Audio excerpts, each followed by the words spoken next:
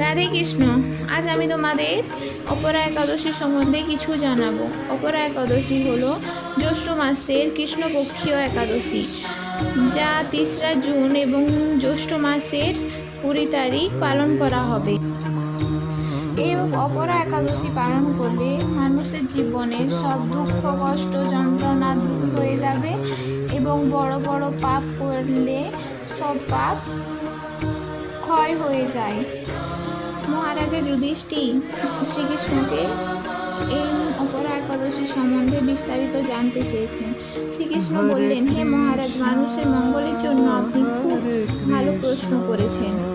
বহু পুণ্য প্রদানকারী ব্যক্তি জগতের প্রসিদ্ধ লাভ করে এবং বহু পাপ থেকে অনেকের ব্রত পালনে পাপ নষ্ট হয়ে যায়।